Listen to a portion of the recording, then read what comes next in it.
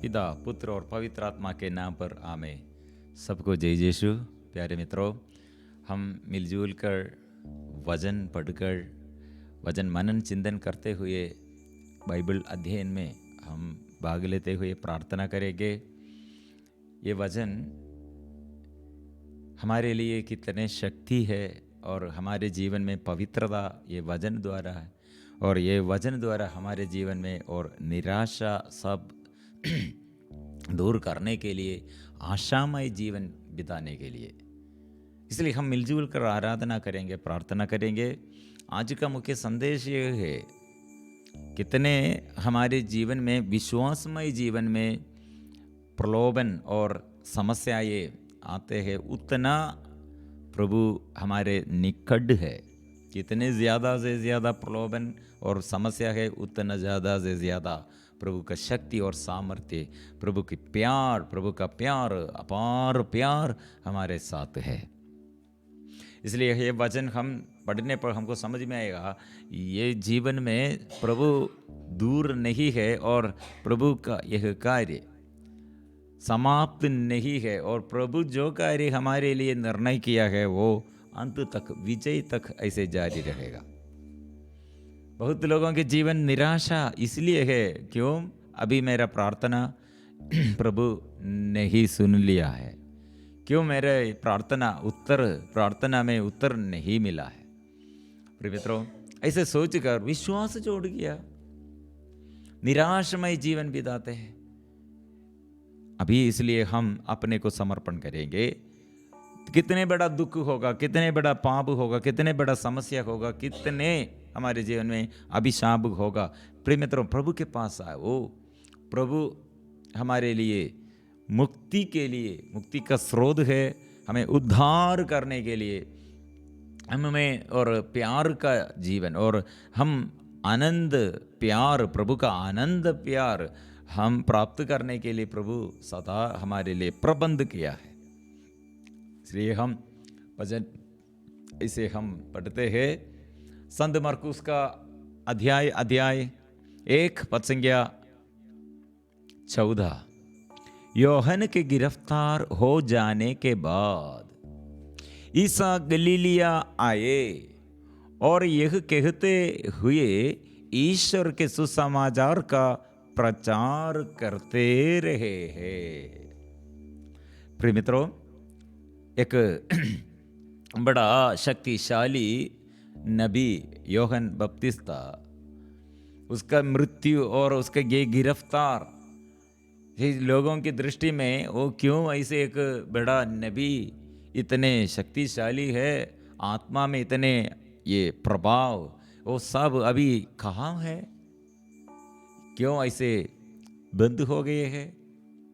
प्रिय मित्रों, ये ईश्वर जो योजना हमारे लिए, हमारे जीवन में अनुग्रह के लिए, हमारे भविष्य, वो अनुग्रह के लिए, हमारे भविष्य में अनुग्रह के लिए प्रभु ने जो योजना बनाया है, वो विजय तक विजय तक हमें लेके जाने के लिए, विजय तक ऐसे हमें आगे चलाते हैं। इसलिए इसके बाद बीच में जो बाधा है, लेकिन यह बाधा प्रभु दूर करते हैं। इसलिए यूहन्ना के बाद प्रभु का ये सुसमाचार और स्वर्ग राज्य का विषय समाप्त नहीं है। यूहन्ना के बाद फिर जारी रखे है, अभी यीशु प्रकट है। हम ये नबी मूसा के विषय में ऐसे हम पढ़ते हैं, नबी मूसा इस्राएली लोगों के लिए पुनरुत्थान और इस्राएली लोगों को आज़ादी, प्रभु ने ये इस्राएलियों को आज़ादी दिया है और स्वतंत्र कर दिया। फिर काना तक पहुंचना है, लेकिन पहुंच जाने के लिए नबी मूसा लीडर था, लेकिन पहुंचने से पहले नबी मूसा का मृत्यु हो गए। कौन लीड करेगा? डाउट है, कौन लीड करेगा? हमारे बुद्धि के अनुसार हमको बहुत बड़ा डाउट है, लेकिन प्रभु ने क्या किया?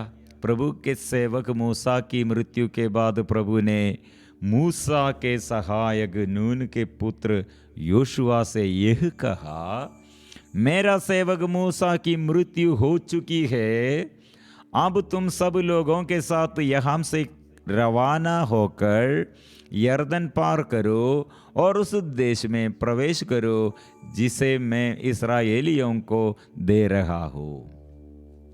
प्रभु का संदेश फिर मिल रहे हैं, जारी रहे हैं, वो समाप्त नहीं है, वो फिनिश्ड नहीं।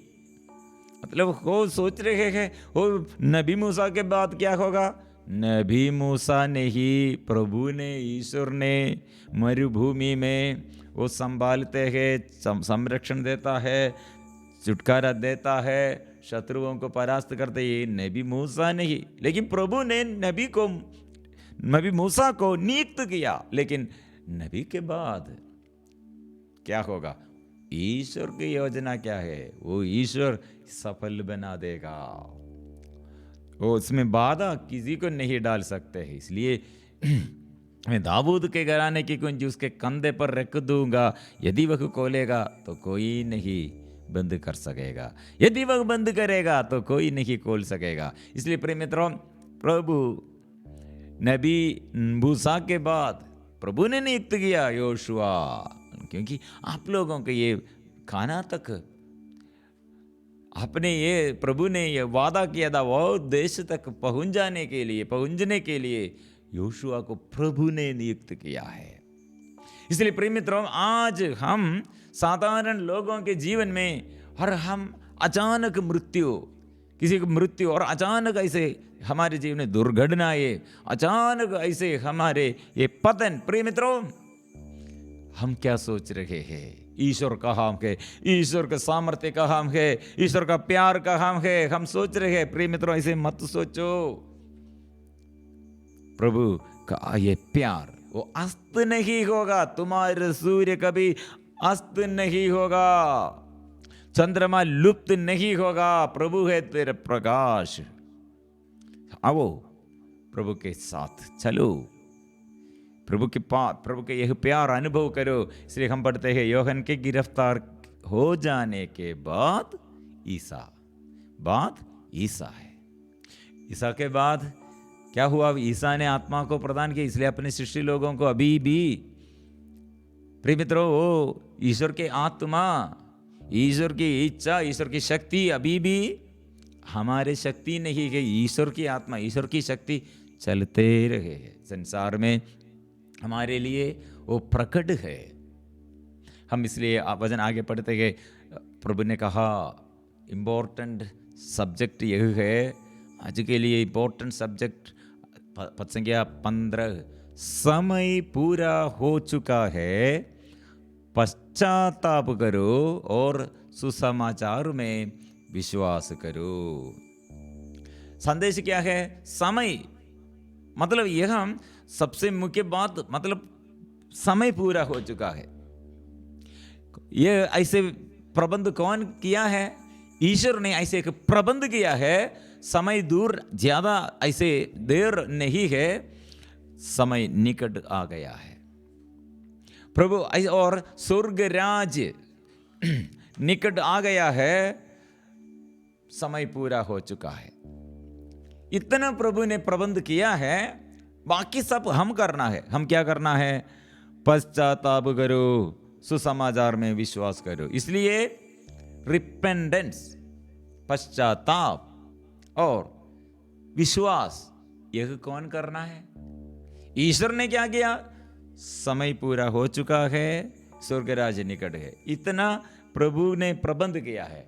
हम क्या करना चाहिए, विश्वास करना है, रिपेंडेंस, विथ रिपेंडेंस विश्वास करना। कैसे विश्वास करना, पश्चाताप करो।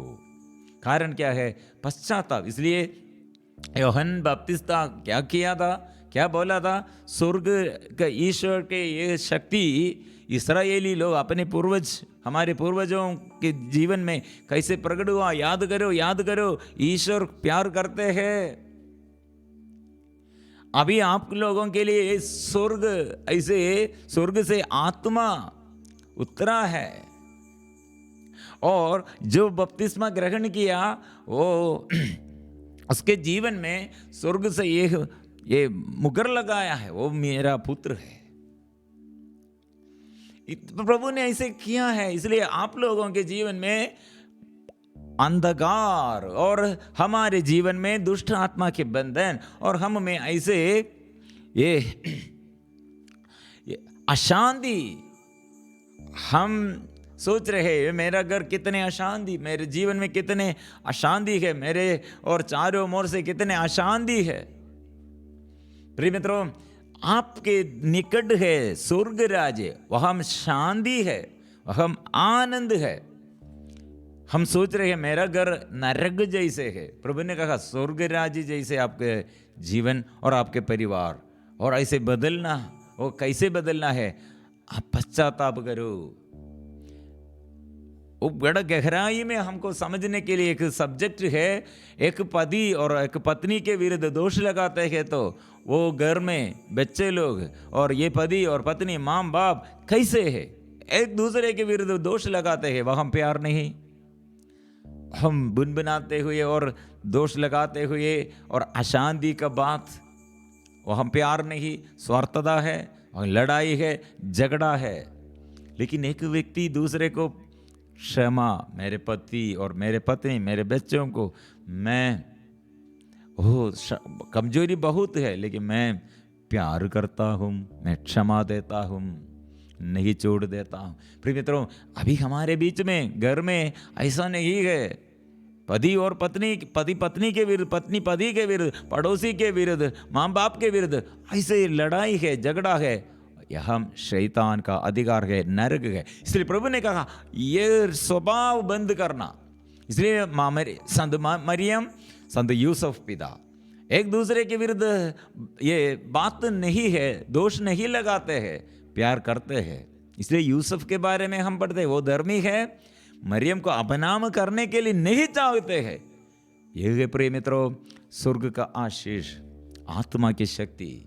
हमें ऐसे दूसरों को प्यार करने के लिए हमको थोड़ा मुश्किल है, मुश्किलता है, लेकिन वो विश्वासी, एक विश्वासी है तो दूसरा अविश्वासी का, दूसरे एक व्यक्ति का अविश्वास, दूसरे व्यक्ति का अधर्म, दूसरे व्यक्ति का पाप एक विश्वासी द्वारा वो माफ कर सकते और उसके लिए वे उद्धार करने के लिए क्षमा और सहन लेते हुए, प्यार करते हुए वह और एक दूसरे को प्यार करते हुए आत्मा दूसरों को भी मिलेगा। हम आत्मा में बढ़ जाएगा, हमारे आत्मा के अभिषेक में हम प्यार करते हुए, क्षमा करते हुए, प्रायश्चित करते हुए दूसरे को भी हम अनुग्रह के रास्ता में, स्वर्ग के रास्ता में उनको पहुंच जाने सकते हैं। कितने अच्छा बात है और कितने अच्छा और संदेश प्रभु दिया है। इसलिए प्रिय मित्रों, ये स्वर्ग राज्य के विषय में प्रभु अभी प्रकट रूप से सामाजिक जीवन में प्रभु ऐसे घोषणा शुरू करते हैं। ये घोषणा शुरू करने के लिए इसलिए कुछ एक अपने ये सामाजिक जीवन में प्रभु ऐसे शुरू करते हैं और एक झुंड को, अपने शिष्यों को प्रभु बुलाकर ऐसे एक झुंड को, एक दल, हमारे छोटा एक प्रार्थना दल जैसे प्रभु ऐसे साथ रखने के लिए ऐसे झुंड को अभी चुनते हैं। हम ये वचन पढ़ते हैं, 4 मछुओं का बुलावा। गलीलिया के समुद्र के किनारे से होकर जाते हुए ईसा ने सिमोन और उसके भाई अंद्रेयस को देखा। पेत्रुस और अंद्रेयस वे समुद्र में जाल डाल रहे थे क्योंकि वे मछुए थे। अपने साथ शिक्षक बनने के लिए, साथ रखने के लिए किसको ढूंढते हैं?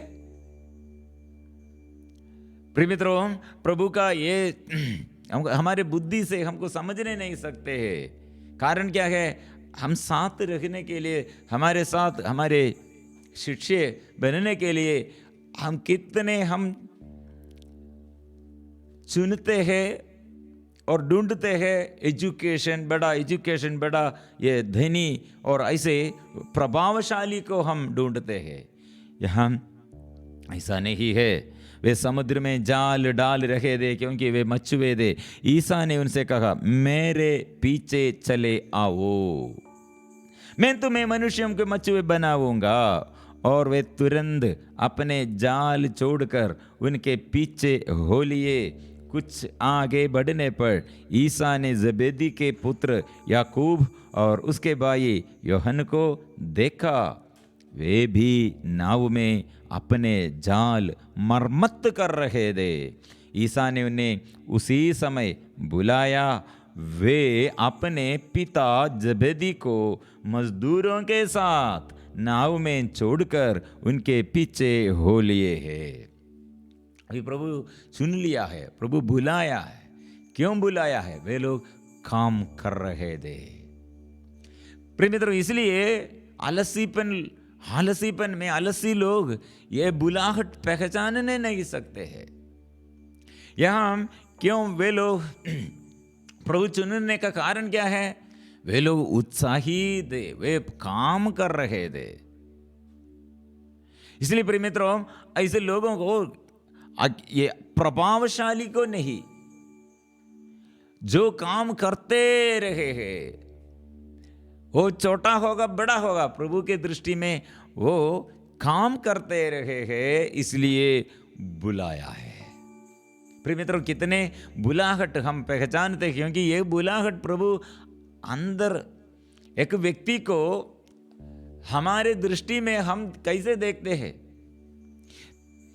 पेतरुस के उदाहरण, पेतरुस वो ये मछुए हैं, वो मछली पकड़ने के लिए गया है और कुछ नहीं, उसने वो उसके काम, वो पूरा रात मेहनत किए, कितने मेहनत किया, पूरे रात मेहनत किए, जाल बिछाकर मेहनत किया, कुछ नहीं मिला है, पराजय। दूसरा बात, ये ऐसे मानसिक रूप से उसको, और मानसिक रूप से हमको बोलने पर हमको समझ में आते हैं, मतलब एक व्यक्ति कितने प्रयास किया, कोशिश किया, कठिन प्रयत्न किया, लेकिन कुछ नहीं मिला है, पराजय है। मानसिक रूप से भी वो निराशा होगा। और दूसरी बात, उसने कहा, जब वो प्रभु से वे कहने पर और प्रभु के कहनावत के अनुसार जाल बिछाया और मछली मिला, उस समय उसने बोला, मैं पापी हूं, मैं पापी हूं। प्रभु ने क्या कहा? आओ मेरे पास, मेरे पीछे आओ। मतलब अभी तुम पापी होगा, अभी तुम ऐसे असफल व्यक्ति होगा, और आपके ऐसे जीवन में ऐसे लज्जा भय मत होगा, लेकिन आज के नहीं, आने वाले दिनों में, भविष्य के दिनों में आप क्या बन जाएगा, प्रभु यह देखते हैं। इसलिए नबी यिर्मयाह के विषय में हम पढ़ते हैं, माता के गर्भ में चुन लिया है। ये इतना बड़ा ये संत है सावुल हमारे दृष्टि में कितने बड़ा अत्याचारी है। सारे क्रिश्चियन समुदाय के, क्रिश्चियानी और हर मसीह परिवार के हर सदस्यों को मार डालने के लिए, अत्याचार करने के लिए उसका प्रयत्न।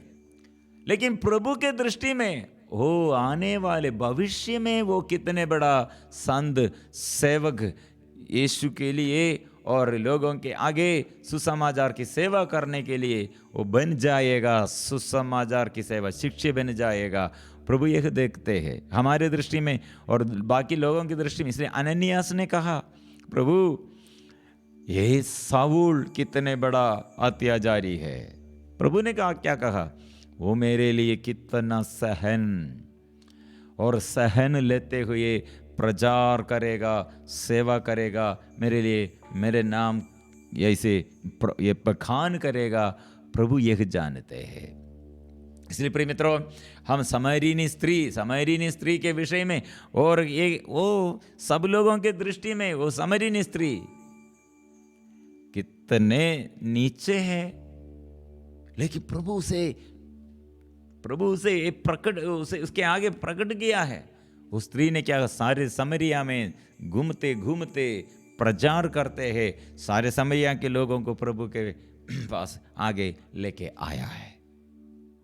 ये हमारे प्रभु ये हमें ये बुलाते हैं, ये बुलाहट के अनुसार जो उत्तर देता है, जो जवाब देता है, उसके जीवन में अनुग्रह है। और ये बुलाहट के अनुसार हम चलने पर हमारे जीवन में थोड़ा फर्क, कुछ चीज हमको त्याग करने के लिए जरूरत है। अभी पेतरुस ने क्या त्याग किया है? अपने नाव को छोड़ किया है, त्याग किया है। और ये योहन और याकूब वो क्या किया? वो अपनी रिश्ताओं को, प्रभु के लिए रिश्ताओं को अभी छोड़ किया है, प्रभु को अपनाया है। इसलिए प्रभु को अपनाने के लिए ये संसार के कुछ चीज हमको त्याग करना चाहिए। प्रिय मित्रों, प्रभु से आशीष हम में, हमारे जीवन में और अधिक से अधिक प्रकट रूप से ऐसे और होने के लिए हमें भी हमारे जीवन में ऐसे क्या त्याग करना है, और ईश्वर से ज्यादा क्या बात में हम ज्यादा प्यार करते हैं, वो प्रभु हमें सिखाते हैं। सबसे ज्यादा ईश्वर को प्यार करो, अपने पति होगा, अपने पत्नी होगा, अपने बच्चे होगा, अपने माँ बाप होगा, प्यार करना है, लेकिन ईश्वर से ज्यादा नहीं। अभी वे लोग ईश्वर से क्या वचन सुना? माँ मरियम ने क्या सुना है? ऐसे ओ मेरे हृदय प्रभु के लिए है, मेरे मन प्रभु के लिए है, मेरा तन प्रभु के लिए है, मेरे लिए मेरे इच्छा नहीं, और मेरे लिए तूने क्या संदेश देता है? तेरी इच्छा पूरी हो जाए मेरे जीवन में। संदेश यह है। सिर्फ में सेवक बनने के लिए और सेवकों का आशीष और स्वर्ग राज्य का शक्ति हम में पूरा ऐसे जीवन में ऐसे प्रकट करने के लिए ऐसे समर्पण का जीवन चाहिए। समर्पण करो, समर्पण करो, इसलिए विश्वास करो, पूर्ण विश्वास करो, मैं प्रभु को प्यार करता हूँ। प्रिय मित्रों, इसलिए एक मिनट हम प्रार्थना करेंगे, प्रभु कैसे मैं एक शिक्षक बनने के लिए, और कैसे एक शिक्षक बन जाएंगे, और कैसे मैं आशीष पाएंगे, कैसे मेरे जीवन में आशीष, स्वर्ग से आशीष कैसे मैं ऐसे अनुभव करेंगे। प्रभु हमको मालूम नहीं, आत्मा से अभिषेक कर दे, आत्मा से भर दे, अभिषेक कर दे। माँ मरियम, सभी संत, स्वर्गदूत हमारे लिए प्रार्थना कर। हमको ये आशीष चाहिए, अभिषेक चाहिए। ये स्वर्ग राज्य निकट है, इसलिए पश्चाताप का वरदान पश्चाताप हम करना है। प्रभु आत्मा देता है, वरदान देता है, विश्वास हम करना है। हम आनंद हमारे जीवन में, घर में, व्यक्तिगत जीवन में हम आनंद पाएंगे। ऐसे शिक्षक बन जाओ, प्रभु के पास आओ, प्रभु के पास, प्रभु के वचन सुनने के लिए और वचन पढ़ने के लिए, वचन सीखने के लिए, ये पालन करने के लिए प्रभु के पास आओ। प्रभु हमको आशीष प्रदान कर देंगे। सबको जय यीशु।